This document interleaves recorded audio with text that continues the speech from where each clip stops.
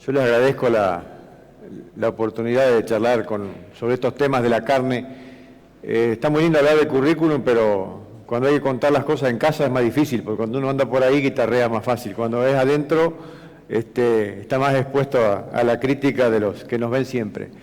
La realidad que nos toca es que nunca sabemos lo suficiente de carne. Y yo durante bastante tiempo he ido trabajando en esto de entender mucho lo que se estuvo contando hoy. ¿Cómo pasamos con eso? Ahí está.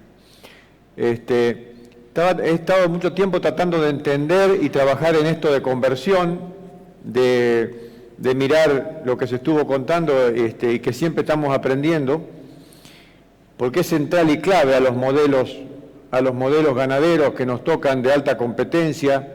Buscamos siempre ajustar para que la conversión del peso a peso vivo sea mejor.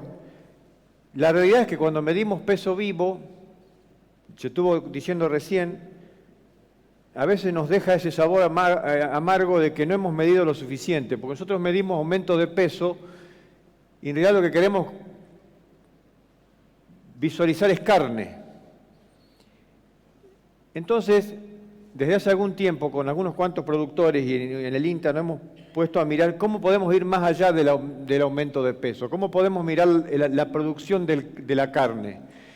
Y en un aprendizaje también con los productores, me fueron enseñando que hay mucho también desde la genética, que ya es hora que lo miremos en forma conjunta con las eficiencias de producción de carne, de conversión. No es la genética una frutilla de la torta, sino yo ya creo que es muy integral a las decisiones del sistema de producción. Y aunque estemos en un escenario de crisis y discusiones de que si el precio es alto, si es bajo, si exportamos, si no exportamos, en paralelo uno ve que en los productores crece este interés de saber qué está pasando debajo del cuero. Una vez se dice, bueno, pero no es el momento. Lo que pasa es que en ganadería en Argentina parece que nunca es el momento, pero la realidad es que hay mucha gente que está en el momento y que está intentando visualizar sus sistemas cada vez más cerca del producto y de la carne. Y eso es muy interesante. Yo recorro algunos campos donde veo escenarios donde los productores me están planteando sistemas de ganadería circular. Fue interesantísimo, hace 2 años empezamos con esto y digo, ¿qué me están contando? No, porque ¿sabés qué pasa? Estamos haciendo pastoreo, manejando los pastoreos con un modelo de recría, que se estuvo diciendo recién, pero además estamos haciendo el field y ya nos enteramos que ahora el abosta o el abono ya es un abono y es un valor, no es un desperdicio, es un producto interesante, entonces estamos alimentando en el corral para refertilizar lotes con micronutrientes que no necesariamente son tan útiles para el animal, pero sí para el potrero.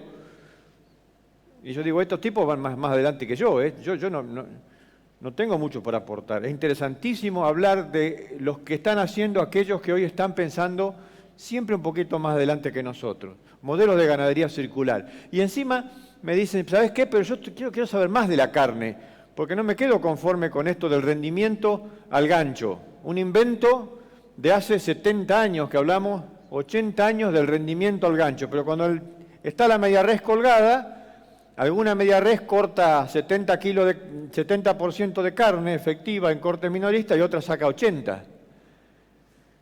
Bueno, y eso nos mandó a estudiar bastante.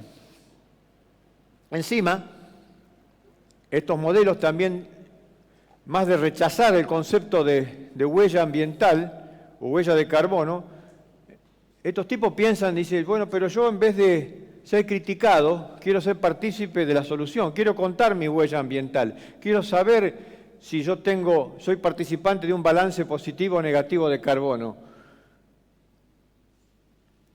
Y claro, el modelo se hace más complejo y entonces aparecen nuevos actores que dicen, yo quiero saber no solamente sobre los grandes lotes, sobre los grandes grupos de animales, sino sobre los individuos. Y aparece toda la cuestión de la trazabilidad individual.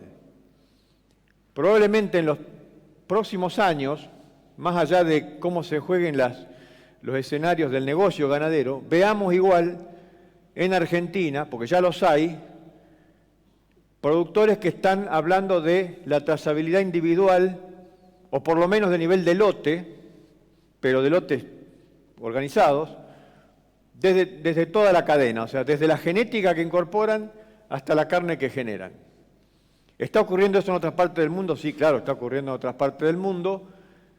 Hay muchos escenarios que buscan competitividad en la carne a través de contar una historia, desde la genética a la carne, y si es posible de cada individuo que se genera en el proceso. Hoy, por supuesto, hay muchos planteos comerciales grandes que no están interesados en esto a nivel de individuo, lo están pensando a nivel de lote, de corral, de grupo, de 100 animales, 200 animales. Pero claro, manejan 100.000 animales encerrados.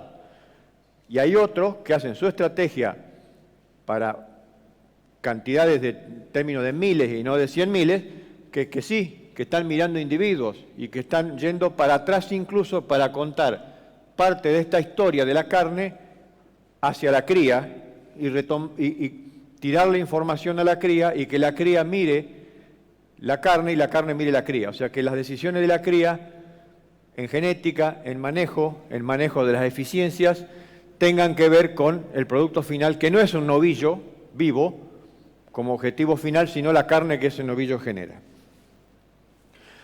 Yo quería repasar algunas cositas nomás, en el tiempo que tenemos. 3 conceptos que hacen a esas cuestiones de mirar debajo del cuero.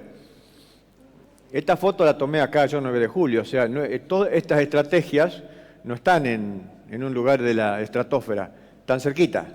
O sea, hay productores cerca, en Córdoba, en Buenos Aires, en Santa Fe, en el este de La Pampa, que miran este modelo. En esa jornada me pareció interesantísimo que se mostraban la carne y se mostraban las vacas que las podían llegar a generar. Un tema que ha empezado a tener discusión, más que el peso de faena, es ir mirando estos momentos óptimos de faena para los distintos biotipos que administramos y el distinto escenario de negocios. El segundo eje es los biotipos carniceros, qué significan, y el tercero es el que más me subyuga a mí en lo particular, que me gusta en los últimos tiempos, que es la conversión desde la genética. Nosotros hicimos un trabajo hace mucho tiempo, hace bastante ya, donde, no sé si ese punto verde se ve, ¿lo ven ahí en el puntito?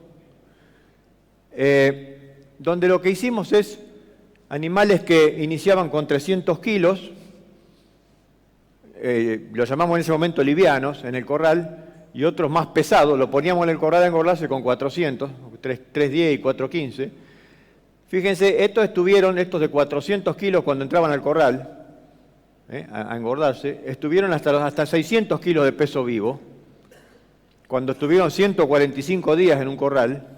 En estos otros, estos entraron con 300 kilos, llegaron a 497, luego de 145 días del corral, pero a su vez hubo faenas intermedias, tomados al azar, sacando animales de los corrales, a los 54 días, a los 83 creo que dice ahí, 111 y después a los 145. Y fuimos midiendo lo que hacían de aumento de peso. Por ejemplo, este grupo que entró a 310 y salió a 374, estuvo 54 días, aumentó en aumento de peso vivo, andaba por acá, por el kilo 300 y algo, un kilo 300 y pico. Lo que está abajo es el peso de res, o sea, cómo aumenta la carcasa. Eso es difícil de medir, porque para eso hay que tener una faena previa para ver animales similares cuánta carcasa tenían. Entonces, lo que uno hace acá es el cálculo del aumento de peso de res efectiva, lo que efectivamente generamos de res, que por supuesto es menor que el peso vivo, lógicamente. O sea, cuando un animal aumenta de peso, en este caso es el aumento de peso que generó la res.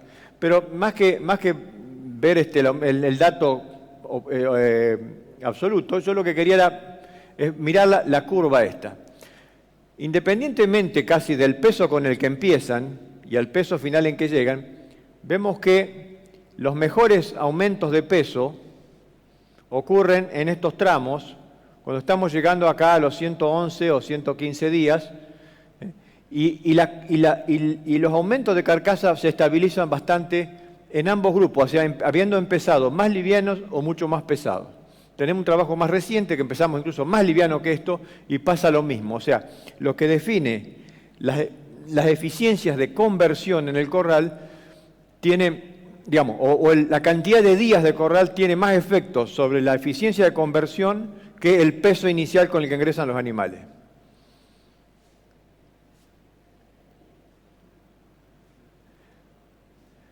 Y acá lo vemos en las conversiones. Fíjense que hayan iniciado de 300 o de 400 kilos, la cantidad de alimento que se destina por kilo de peso ganado o por kilo de carcasa generada es menor en la medida en que los animales están más días. Una cosa rara, ¿no? O sea, los animales que estuvieron 111 días convirtieron mejor, gastaron menos cantidad de alimento por cada kilo de res generada que los que estuvieron 54 días.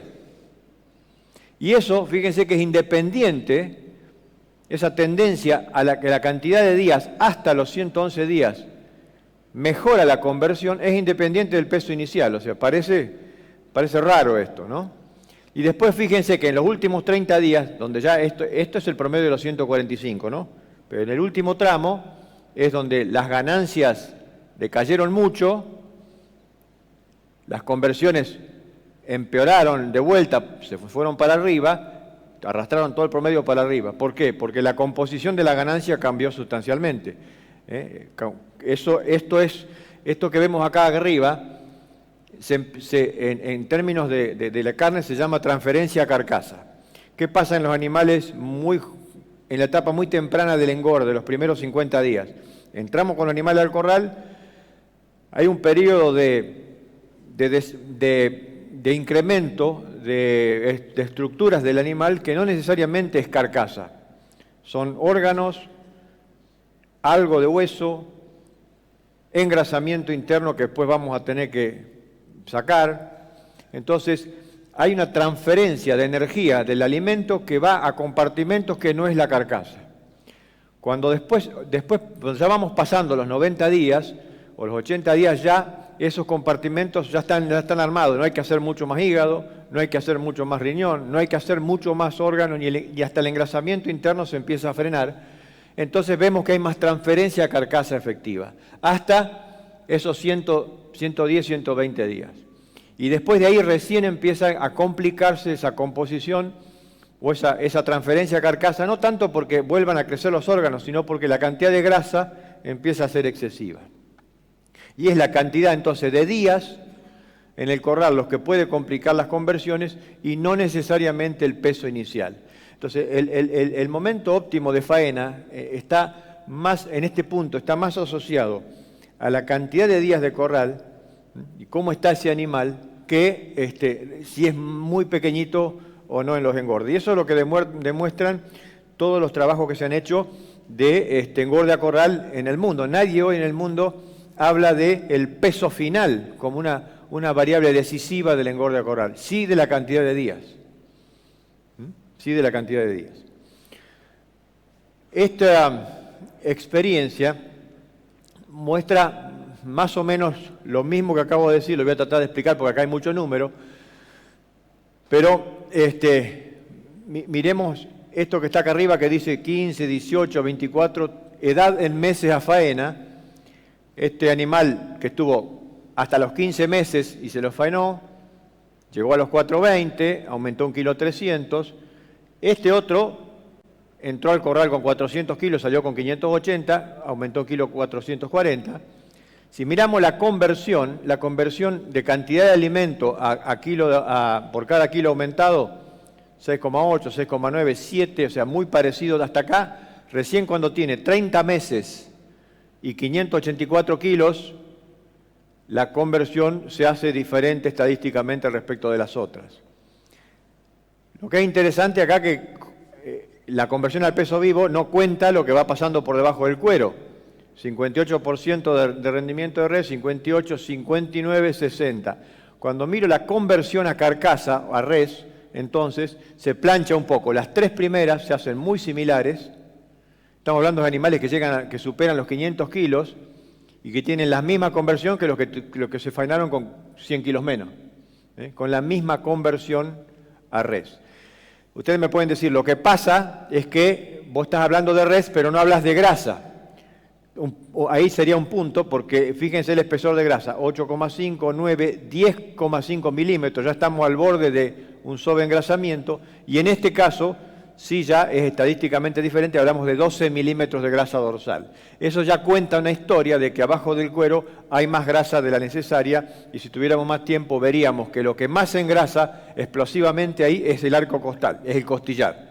O sea, ahí es donde nosotros, con estos, cuando ya superamos los 10 milímetros, estamos viendo un arco costal, un costillar que no nos sirve para los asados argentinos, que hay que sacarle mucha grasa y es castigado en el precio. Y que ya estamos en un nivel de probablemente un engrasamiento excesivo que nos atenta contra la conversión a carcasa. Pero todo lo que nos están diciendo estos trabajos, y hay varios más, nos dicen lo mismo. Si los animales vienen de una recría, como se contó recién, coherente, bastante bien planificada, no necesariamente, y esto está hecho con animales Angus de la Pampa, o sea, acá no hay nada especial, no necesariamente engrasamos temprano, no necesariamente tenemos que faenar animales a los 400 kilos porque si no después están pasados de grasa. Eso no lo dice, no lo está contando la investigación. O sea, a veces tenemos esa percepción que hay que matar liviano y después de 60 días de corral porque si no estamos pasados de grasa.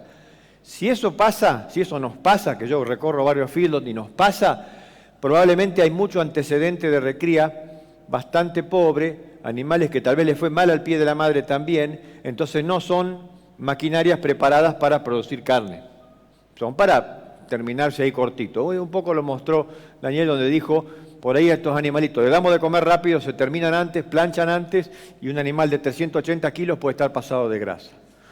Pero si nosotros hacemos las cosas más o menos bien, tenemos maquinaria en esta genética, en general, para producir mucha carne por cada res. Y también interesantemente, si miramos esta línea, la anteúltima, esas son los que muestran los esfuerzos de corte de la carne. O sea, si yo saco un bife, lo cocino, saco los tarugos de carne, los meto en una maquinita y veo cuánto esfuerzo tengo que hacer para cortar el pedazo de carne.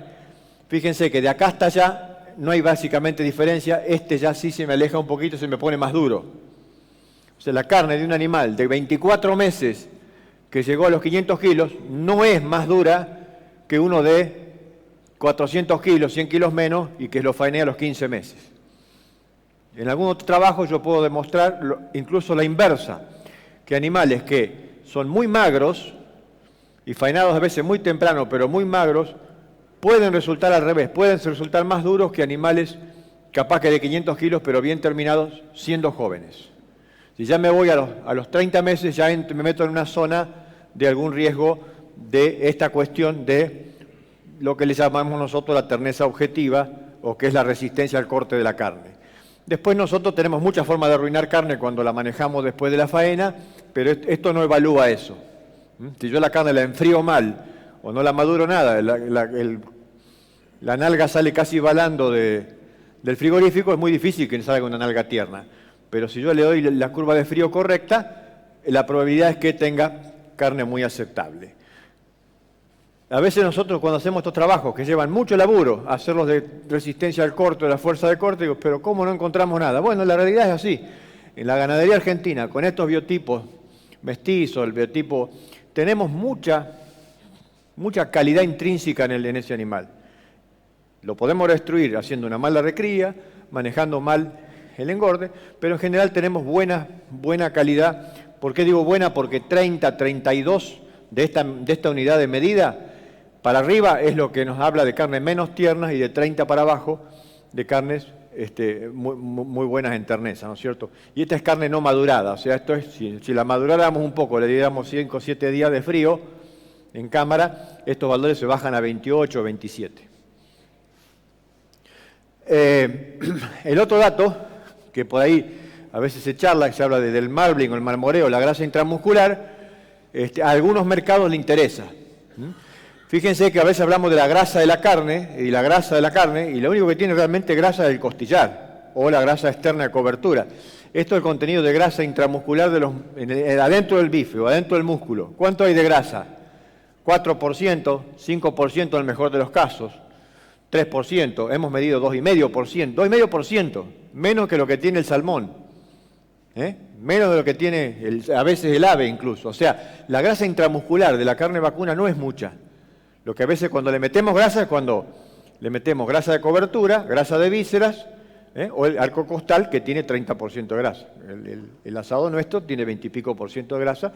O lo cortamos o lo comemos, pero sabemos que estamos comiendo grasa. Ahora, el músculo en sí no tiene mucho más que esto, y a veces es una grasa intramuscular muy necesaria para darle sabor, para mantener la humedad, para mantener la integridad del músculo, que tenga ese color rosado, esa luz o luminosidad que tiene que tener la carne, ese color fresco.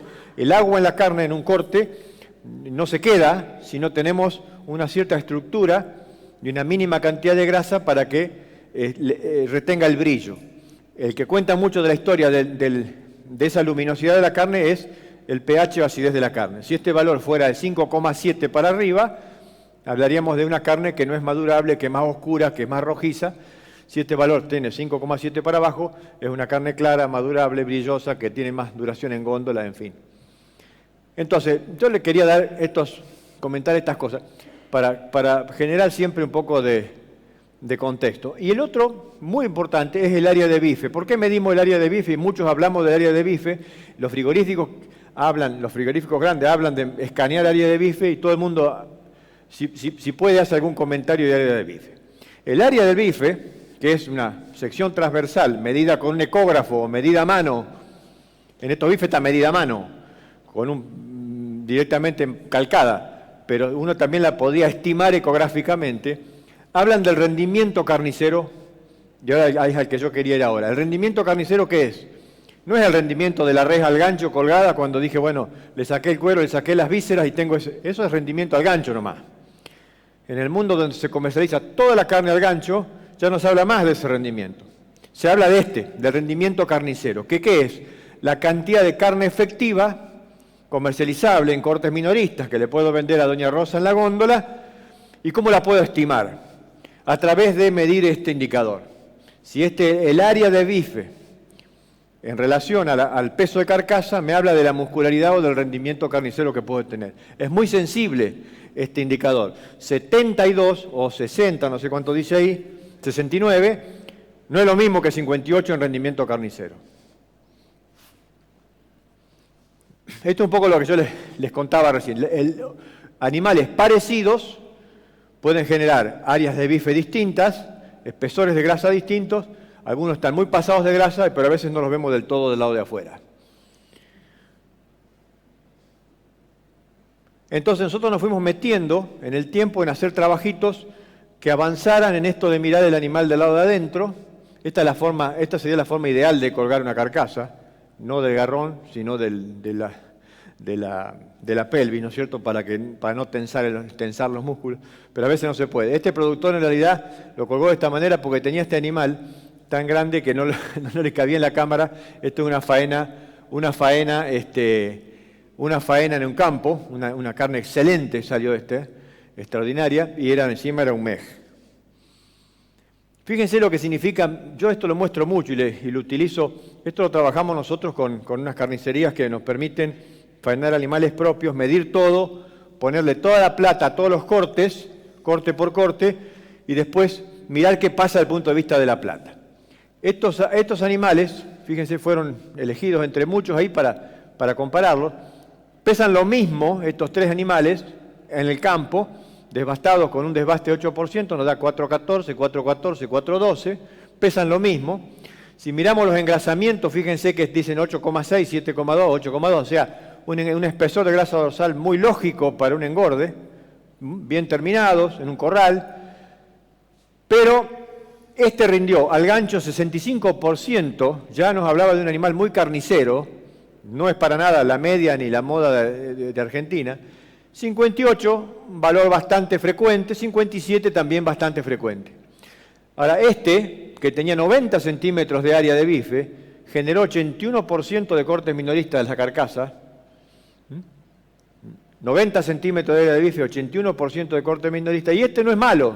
75% de rendimiento en cortes minoristas, en carne efectiva vendible, en todo esto, vendido en la góndola de la carnicería, 57% de rendimiento al gancho. Cuando combino y miro los extremos, hay 23% más de carne en el primero que en el segundo, que en el tercero, y en plata hay 23% más en la primera carcasa que en la última. Entonces eso es mirar animales parecidos, uno en el mismo peso final, igual medición de engrasamiento externa, uno tiene un área de bife de 90, que créanme que hay bastante novillo en Argentina, o sea, no es un caso anecdótico, hay novillos de 90, de 85, 88, pero muchos novillos de 58, 57, 60, que a veces no llega a 66 centímetros de área de bife, y que no corta 70%, 75% de carne, y hay otros que llegan a 80. La carnicería es también lo más sorprendente de este laburito, es que esta mujer que hace el laburo en esa carnicería me dice, yo con esta plata, con este tipo de animal, mantengo abierto mi carnicería. Con este otro la cierro, no tiene sentido. Esto para mí es commodity y al largo no gano nada. Con este se justifica mi negocio. Entonces, ¿qué hace esa carnicería? Dice, yo quiero aquello. Y lo ha repetido y lo ha mostrado esta persona varias veces, o sea...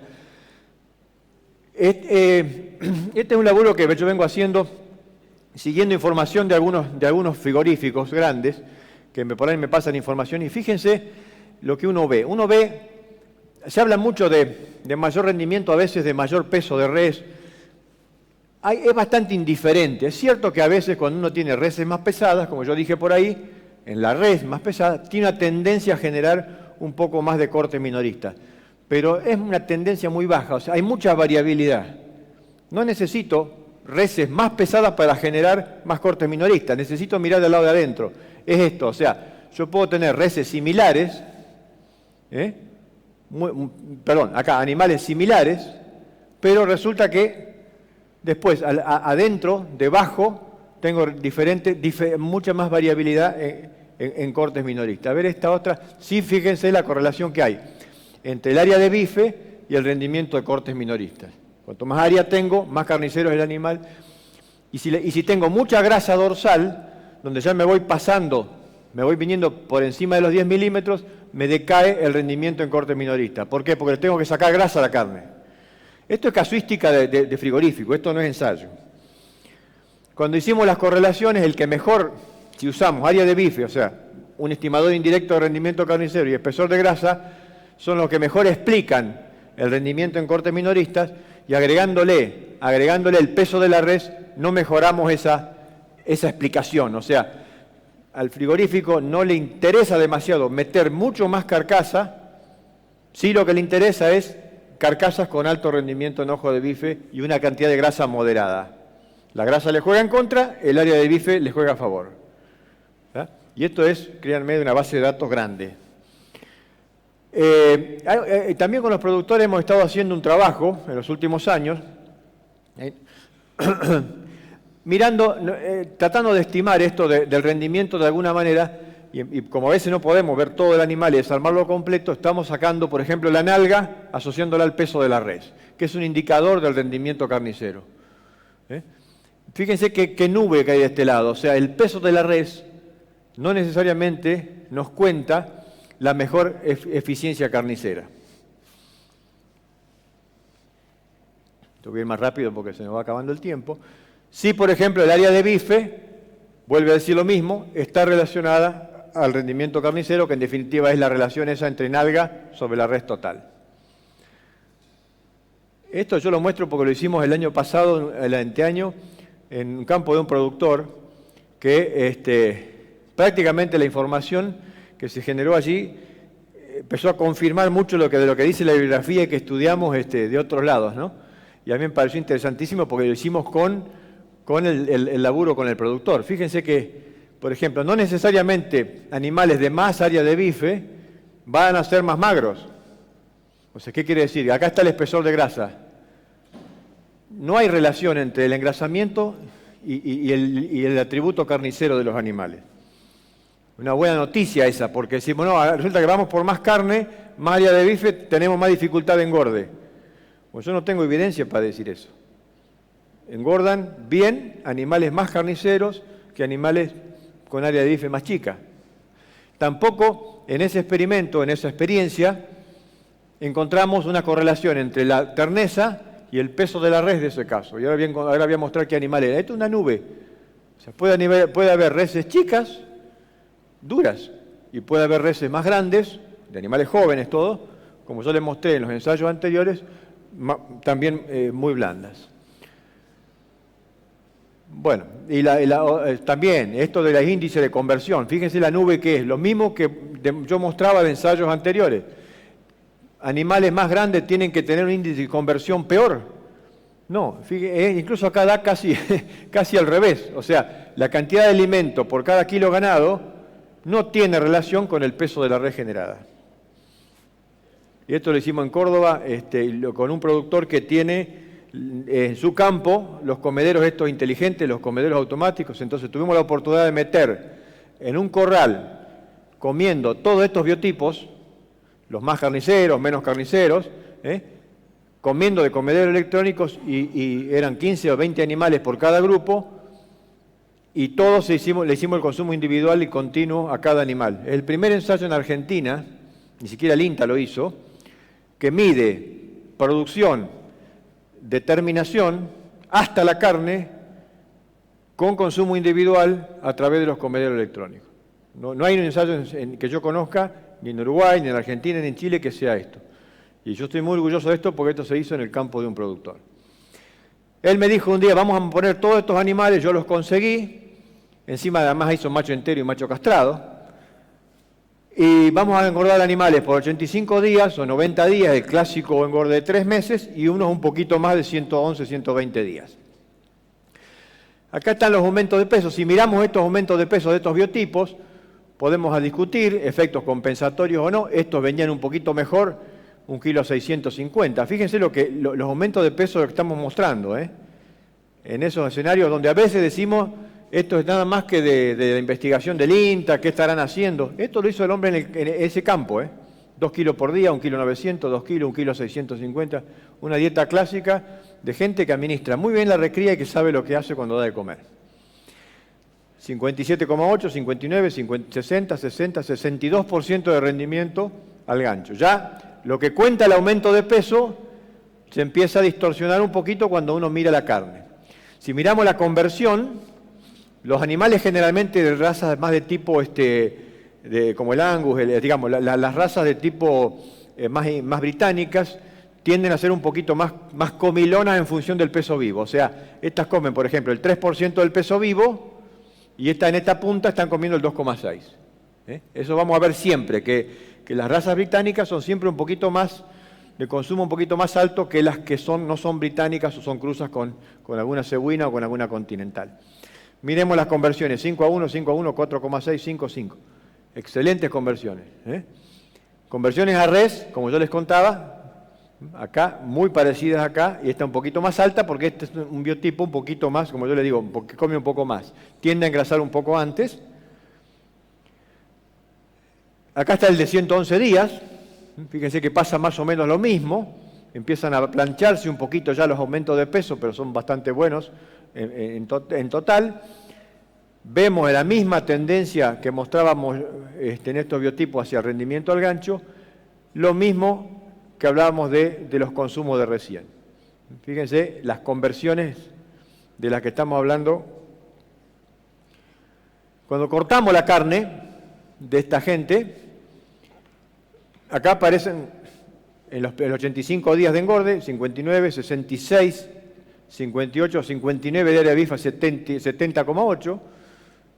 Los engrasamientos bastante parecidos, un poco inclinados a mayor grasa final en este lado, mayor actitud carnicera para este lado, estimada por el peso de la nalga en función del peso de la res. Cuando ya estamos en los 111 días se expresa un poco más, vamos para acá, un poquito más la distancia entre en lo que, entre una punta y la otra en relación de rendimiento carnicero. Ojo de bife crece en este sentido. Fíjense las fuerzas de corte que yo mostraba hoy. No necesariamente los biotipos de mayor área de bife o mayor rendimiento carnicero van a ser más duros. Tampoco es tan distante algo de la información de los que tienen razas índicas. 32, 32, 33, 33, 31. O sea, no, insisto con el tema de la edad y los días de faena, más que nuestra tremenda discusión a veces sobre las razas, excepto que tengamos, como en este caso, una aptitud carnicera muy evidente, ¿no es cierto? Medir, yo estuve hablando de medir, acá hay un ejemplo de un productor con el que medimos toda la producción, esto no se ve muy bien, pero acá dice 63,2% de rendimiento al gancho. ¿Y qué hicimos con este caso? Hicimos ecografías, espesores de grasa, ahí dice 11, 9, 10, 12, 11, todo un lote de novillos, casi de 500, más de 500 kilos, ahí hay 525, 490, 500. Y lo que está al medio son las áreas de bife. Vamos al promedio. 93 centímetros de área, un lote de novillos, este era un lote de novillos Limangus, 10 milímetros de espesor de grasa, 555 kilos. Cortamos la carne, esto mandamos la mitad de esa tropa a una carnicería en Mendoza que desarmó y nos permitió hacer todo el desarmado. 82% de rendimiento carnicero. Entonces, 82% de rendimiento carnicero, 90 centímetros de área. Se repite que aquella foto de esa otra carnicería que yo le contaba ahí en La Pampa, ¿no? Uno se empieza a entusiasmar con estas cosas porque empieza a ver que hay bastante oportunidad para mejorar cuando uno empieza a mirar esto de conversiones, mirar rendimientos y decir, bueno, ¿cómo me hago yo de eso? ¿Cómo conozco yo de mis animales cuando no puedo hacer lo que vos hiciste ahí, que es cortar, hacerme de los datos? Bueno, hay gente haciendo un poquito lo que yo contaba hoy, mirando ecográficamente animales previo a la faena, ordenando tropas por área de bife, para que sean más homogéneas, mirar si me estoy sobreengrasando. Incluso algunos feedlots grandes están pensando en hacer ecografías, por ejemplo, a los 60 días de encierre, para ya ver si esos animales, o por lo menos una muestra de la tropa, ya va en algún sentido. O sea, un área de bife que hoy es de 55, no la voy a hacer de 90 por más días de corral que le dé. Ahora, si tengo un área de 70, ya puedo especular con que crezca a 85 o a 90 en un tiempo prudente de 60 días o 70 días en un corral. Entonces se está pensando para elegir los momentos de faena. O sea, hay animales donde ya uno puede decir, estos están próximos ya a irse y salen 70 días y tienen que ir, y otros pueden aguantar un poco más y generar más carne. Y el último punto que yo quería comentar, que también a mí me subyuga bastante en los últimos tiempos, es esto de las conversiones a carcasa, o la producción, midiendo la conversión y algunos atributos carniceros, analizados desde el punto de vista de la genética, mirando al indicador que es el consumo residual. El consumo residual, para los que no están familiarizados con él, es simplemente un indicador entre lo que uno esperaría que un animal comiera para aumentar lo que está aumentando. Por ejemplo, en este caso, que es 1,4 kg, que aparece ahí, uno esperaría que ese animal, por una ecuación que se hace con todo el grupo, esperaría que coma 10 kilos de alimento para generar 1,4 kg.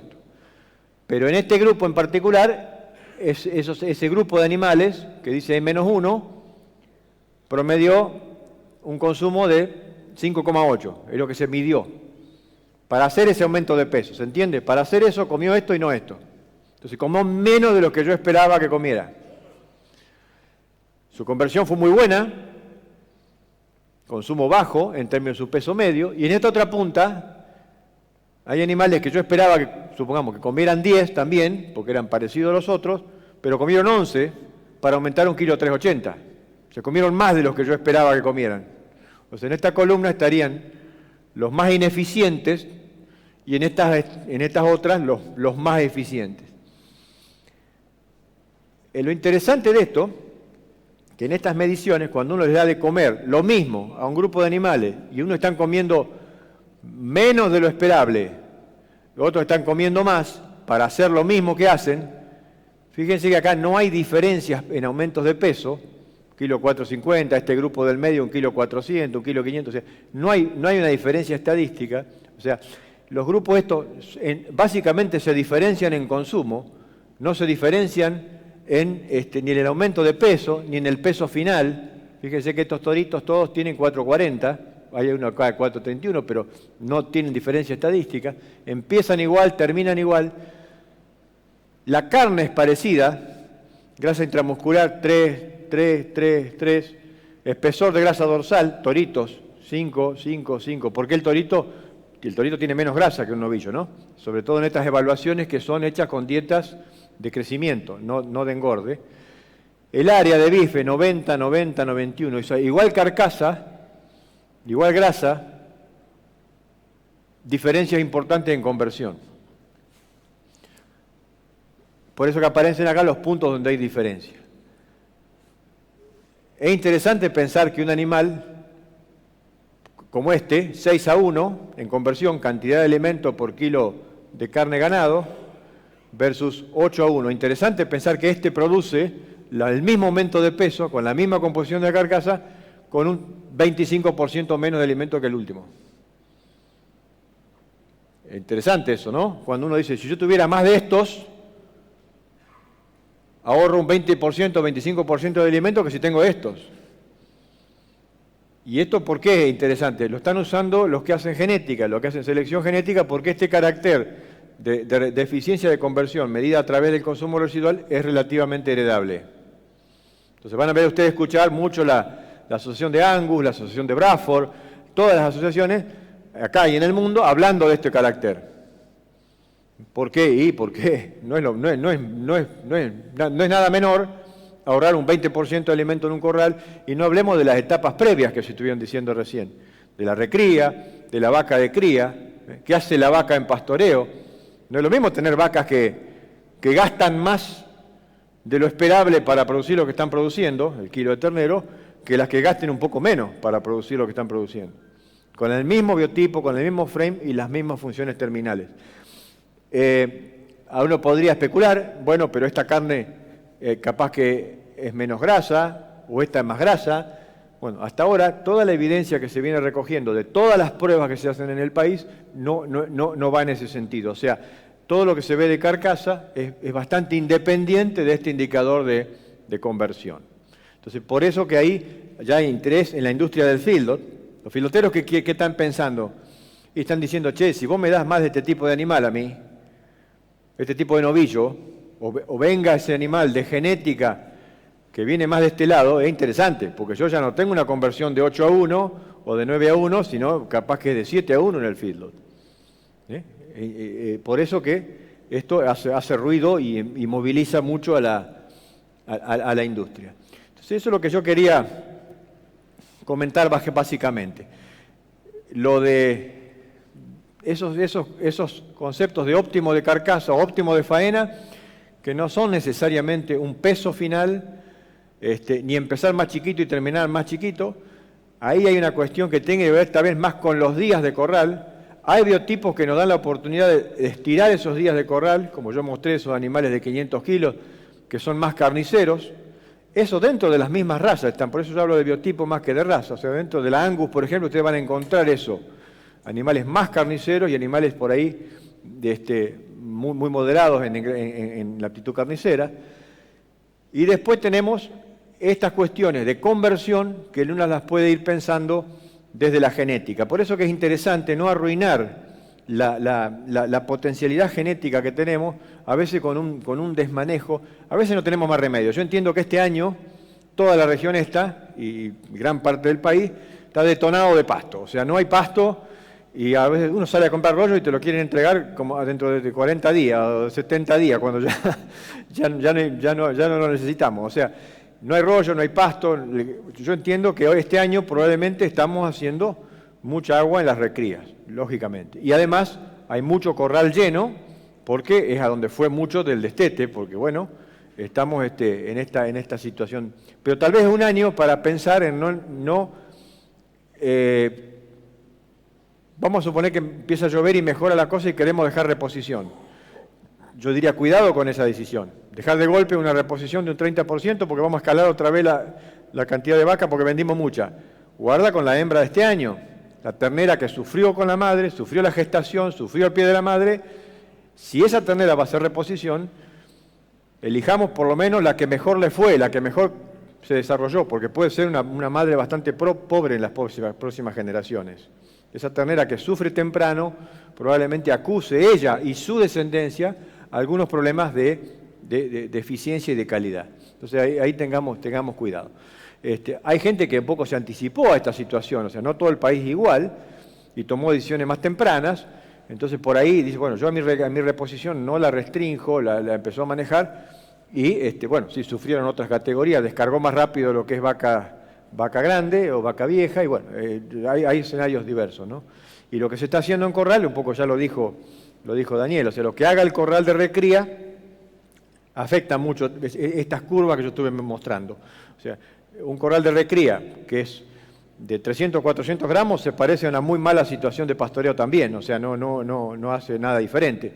Un corral de recría de más de 1 kilo por día, hay que saber cómo salir del corral. Si uno va al pasto, porque por ahí lo que construyó lo puede complicar si se va al pastoreo. De todas maneras, yo defiendo mucho el corral de recría, ese de los 800, 900 gramos, porque en esa etapa temprana del crecimiento del ternero, desde que va del destete de los 5 o 4 meses o 6 meses hasta los 10 meses, se juega mucho de la calidad final.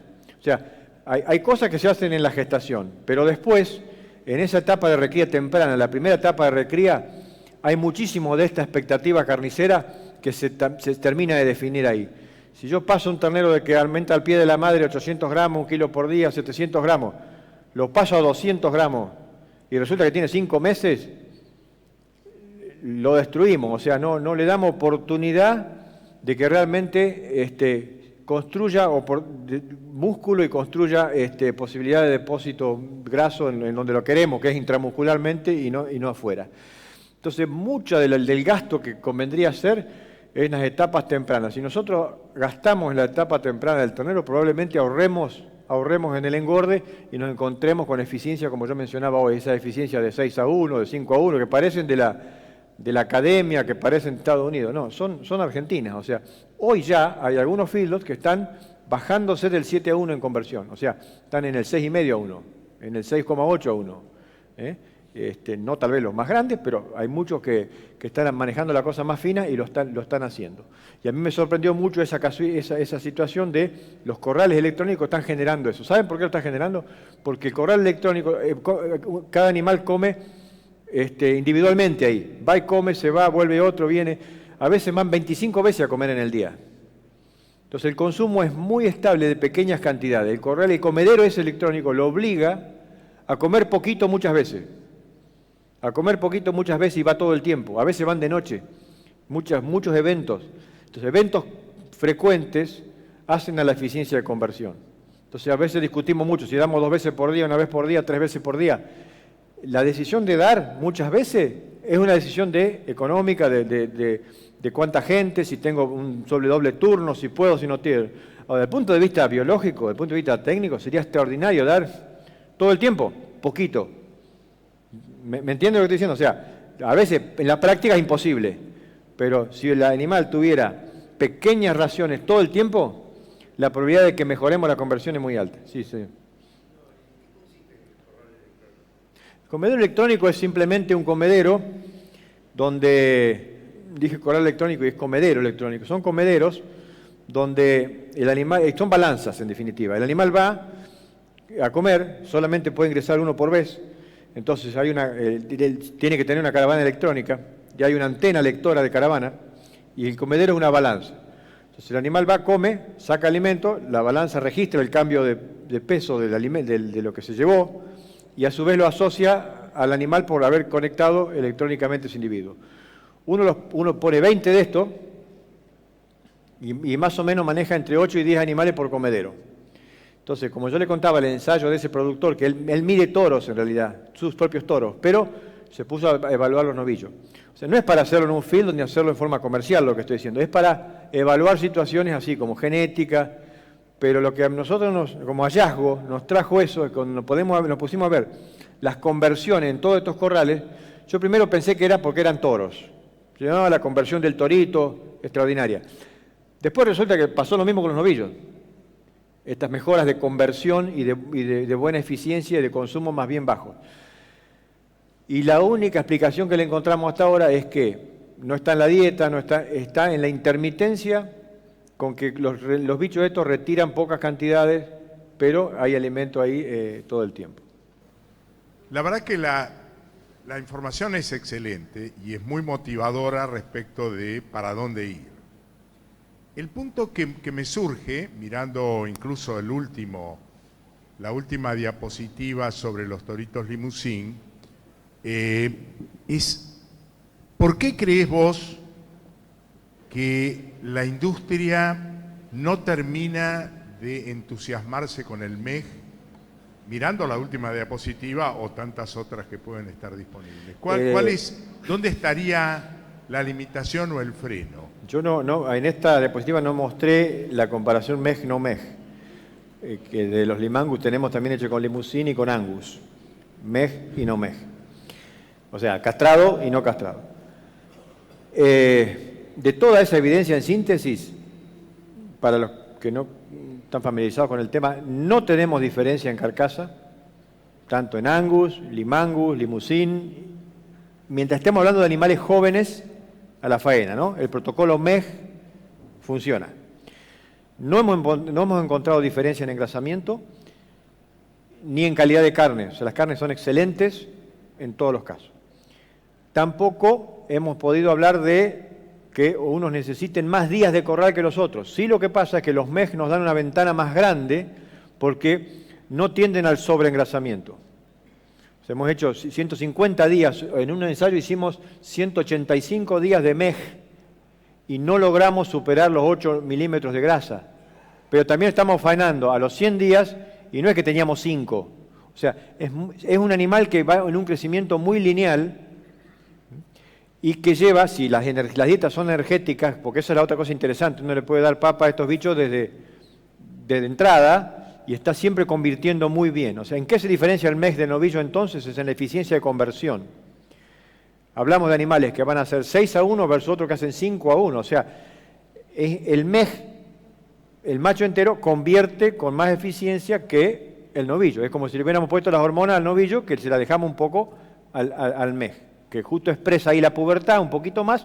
Esa pequeña influencia de hormonas hace que se estire su conversión, su eficiencia, y nos puede llevar a un animal hay un ensayo que nosotros llevamos a 600 y pico de kilos el MEG, y muy, muy equilibrado en carcasa, no se pasó de grasa, pero tampoco extraordinario. Colores iguales, brillos iguales, conversiones muy buenas. ¿Por qué la industria argentina el mercado argentino no va hacia el MEG?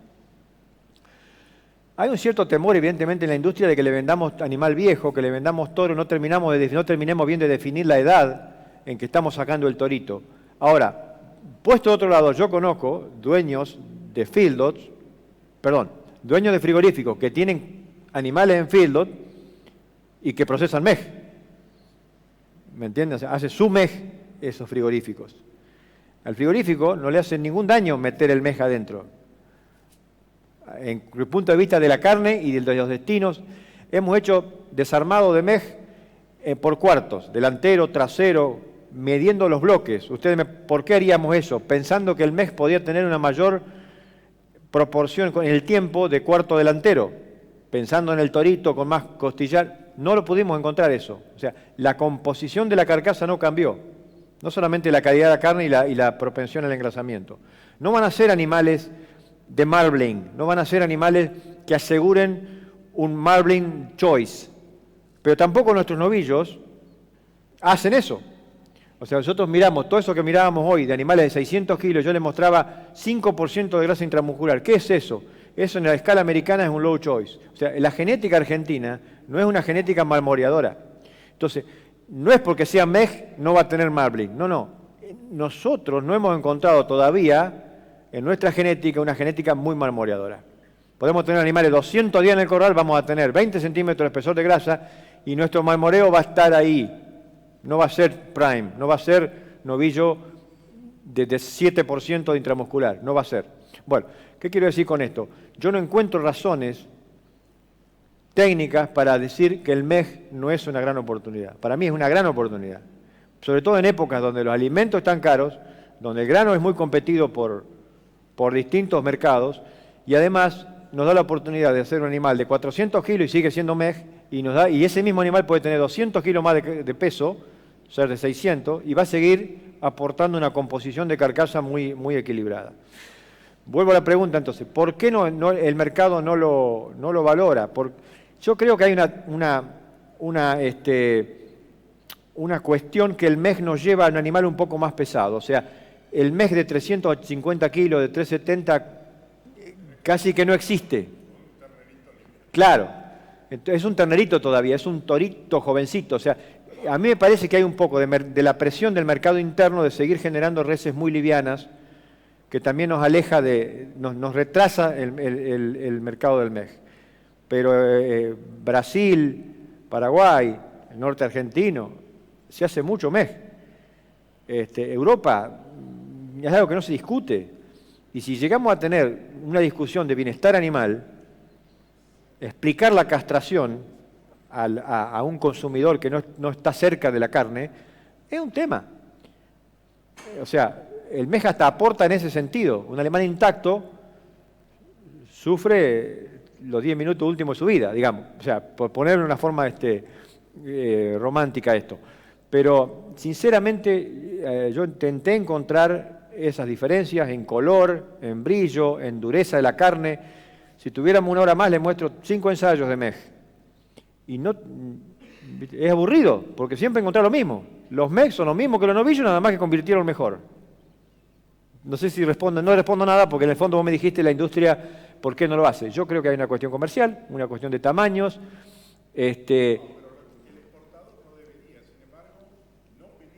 No penetra. El exportador no debería discutir eso. Y la verdad es que, bueno, serán más experiencias, será más tiempo, pero yo no tengo evidencia hoy técnica para decirte el MEG es más duro, el MEG es más rojo, el MEG tiene menos grasa o cuesta más. No lo puedo decir, porque todo lo que buscamos hacer era encontrar eso y no lo pude separar. En los últimos ensayos, en este mismo campo, donde hicimos Angus castrado y MEG, Limangus castrado y MEG, Brangus castrado y MEG, no encontramos diferencias entre los pares, entre los novillos de uno y castrado y no castrado. Después hay cuestiones raciales, pero asociadas al rendimiento carnicero, a la conversión, pero es del grupo racial o del biotipo, pero no de que esté castrado o no. Sí, buen día, una consulta. Usted dijo que la gran relación que hay entre el área de ojo de bife y el rendimiento carnicero. Eso en el frigorífico o los compradores que faenan Hacienda, ¿lo pagan una diferencia por ese tipo de atributo o solamente queda como una mejora genética en el productor que se toma la tarea de hacer ese trabajo? Es una gran pregunta. Yo no te puedo decir si lo pagan o no. Yo lo que creo que hay sí frigoríficos que saben que algunos productores y algunas empresas producen novillos mejores que otros. Si uno mira la faena de muchos que faenan para sus carnicerías, como yo te contaba hoy del caso de carnicerías chicas, o sea, frigoríficos chicos y sobre todo los que faenan para sus carnicerías saben esto y buscan ese novillo más carnicero. Los grandes frigoríficos no están, desde mi punto de vista, transmitiendo mucho ese mensaje porque saben que tienen el mercado interno que absorbe el animal pequeño y la carcasa chica, el mercado doméstico. Entonces, si hay mejores carcasas, por ahí van a exportación, van a otro destino. O sea, hoy hay una carta que están jugando los frigoríficos. Yo no te puedo decir que la estén pagando efectivamente. Algunos sí, pero no creo que hoy no está arriba de la mesa lo suficiente. Tal es así que no hay un sistema de tipificación por rendimiento y calidad de carne oficialmente en Argentina. O sea, eso te dice mucho, ¿no?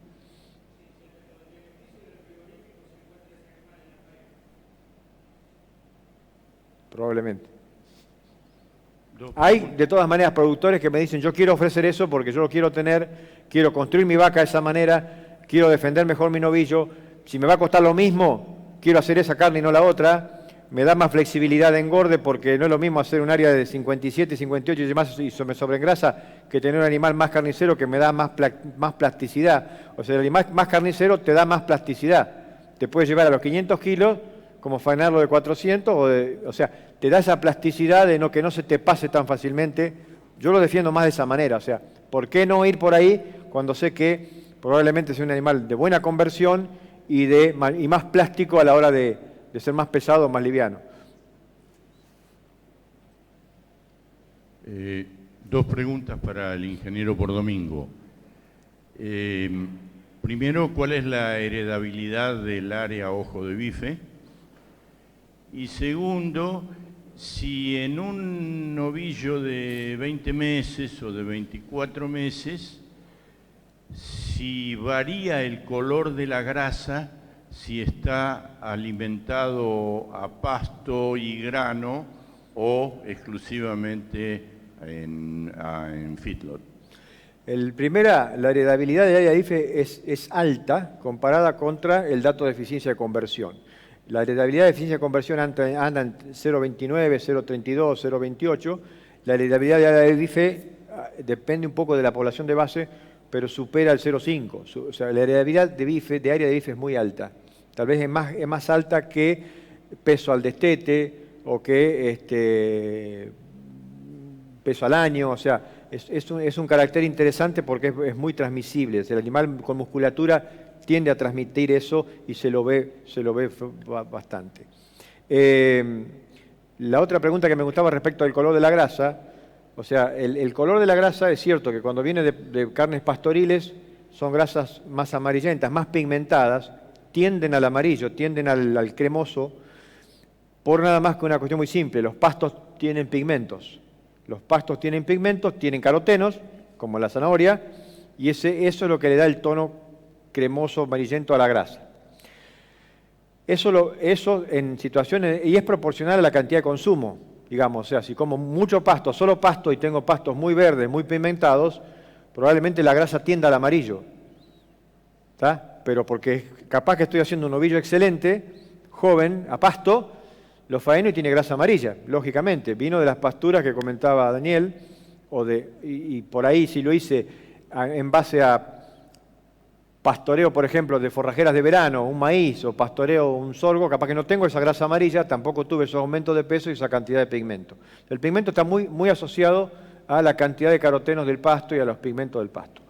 Si yo le doy la mitad de la dieta con granos, que tienen muy poca pigmentación, lógicamente bajo la incidencia de ese tono amarillo en la grasa porque cuando voy suplementando la voy bajando. Ahora, con pequeñas cantidades de suplemento lo modifico o no. Para modificar la tendencia al amarillo tengo que estar reemplazando casi la mitad del consumo con el suplemento, con el grano. Con algún cuidado, porque hay granos de maíz rojos y duros que tienden a trasladar pigmentación anaranjada a la grasa por el color del tono del maíz. O sea, ahí ya no viene del pasto. O sea, hemos visto grasas que tienden a un anaranjadito, que parecen de pasto, y en realidad son de granos enteros, de granos de maíces más duros, muy rojos. La grasa, de todas maneras, la pigmentación uno la puede lavar en el tiempo. Si dice, bueno, yo vengo de una situación de pasto, los pongo en grano, ¿en cuánto tiempo se cambia la pigmentación de la grasa? Bueno, vamos a tardar 60 o 70 días para ver un cambio, pero se va diluyendo, o sea, sobre todo porque en definitiva uno empieza con cantidades de grasa bajas, cuando el animal entra de la invernada, entra al corral, no tiene 10 milímetros, 8 milímetros de grasa, tiene poquita. Si esa está pigmentada, bueno, se va a ir diluyendo su efecto con la nueva grasa que va a ser de menos color. Pero lamentablemente nosotros en el mundo y en Argentina hablamos mucho de la grasa blanca, queremos vender grasa blanca. ¿Por cómo es la grasa? ¿Cuándo se hace blanca? Si ustedes le bajan el cuero a una carcasa y ven la carne caliente, la carcasa caliente, no es blanca. Usted le saca el cuero y esa cobertura grasa tiene un tono amarillento hasta anaranjadito. Saca el cuero cuando está caliente. La pasa a la cámara, se va enfriando y se va poniendo blanca. ¿Qué es lo que va pasando? ¿Por qué cambia de color la parte esa? Porque se oxida. O sea, el contacto con el aire va oxidando la grasa, va oxidando los carotenos, son poquitos, va cambiando de color. Cuando uno tiene grasa amarilla, en realidad, ¿qué hizo? No alcanzó a oxidar antes de que se termine de enfriar, porque hay mucho antioxidante, hay mucho caroteno. Entonces se mantiene amarilla.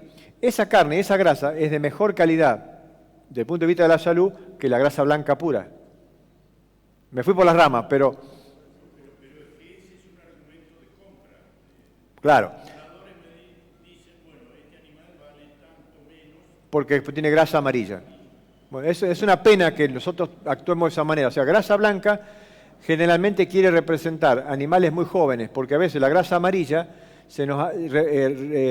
digamos, como la grasa es acumulativa, un animal de más de 30 meses o un animal grande, de muchos días de campo, tiene una grasa más amarillenta, lógicamente, y puede significar menos tierno. Esa es nuestra historia de animales de 3 años, de 3 años y medio, con grasa amarilla, de muchos días de campo, tal vez una musculatura que ha sufrido y es una carne menos tierna. Con los sistemas actuales, uno se encuentra menos con ese animal. Ese animal de 3 o 4 años ya es tan poco rentable que nadie lo produce. Pero seguimos con esa imagen de que la grasa amarilla transmite menos calidad de carne. En algunas partes del mundo, en algunos nichos de mercado se hace al revés. Se compra grasa amarilla por estos atributos de salud de la grasa que acabo de describir. ¿Alguna pregunta más?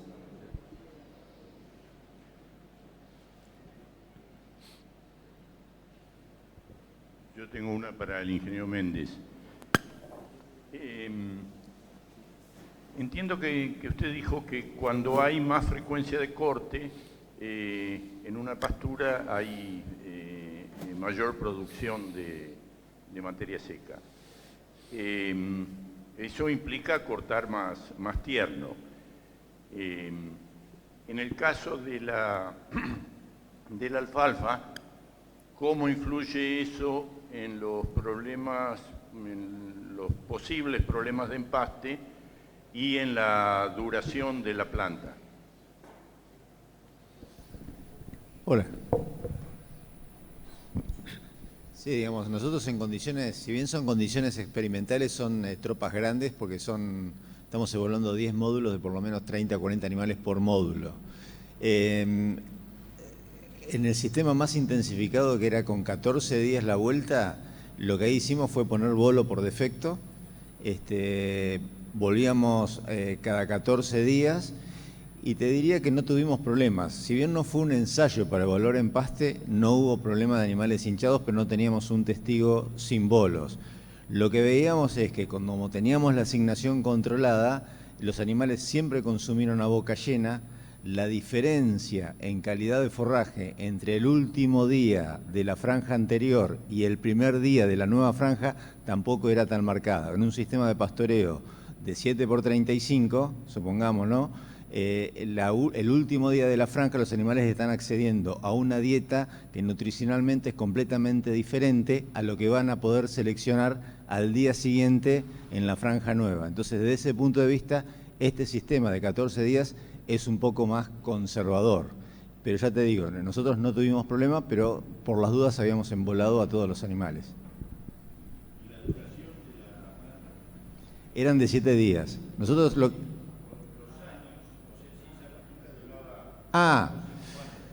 eso es algo que nos falta evaluar. Nosotros lo hicimos en una pastura de tercer año y quedó funcional, o sea que un cuarto año podría estar funcionando. Pero la idea es hacer algunas evaluaciones específicas tratando de hacer este tipo de manejos desde el primer año de la pastura para evaluar la persistencia. Pero en condiciones, digamos, que están durando las alfalfas, que son de 3 o 4 años, a priori diríamos que no habría problemas para llegar a esa duración. Bueno, tengo otra pregunta para Daniel. Se habló de comer los verdeos en estados tempranos de crecimiento. ¿Eso no puede atentar de una manera con el peligro de stand de plantas logradas, digamos, por parte de, digamos, que el animal las arranque y se pierdan?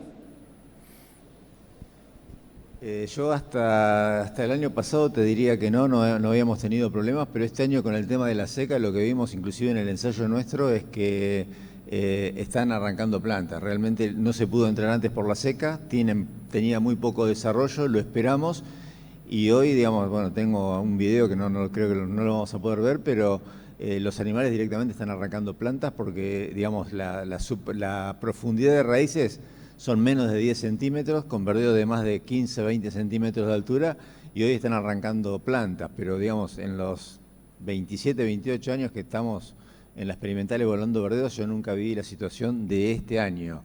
En años, dejando este de lado, con ingresos a los 45 días, 50 días de la siembra, en verdeos de avena, de triticale y o de reirás, no tuvimos problemas de arranque de plantas, no hay problema. Siempre pastoreándolo con animales chicos, terneros de destete, que es una carga relativamente baja en términos de cabezas por hectárea.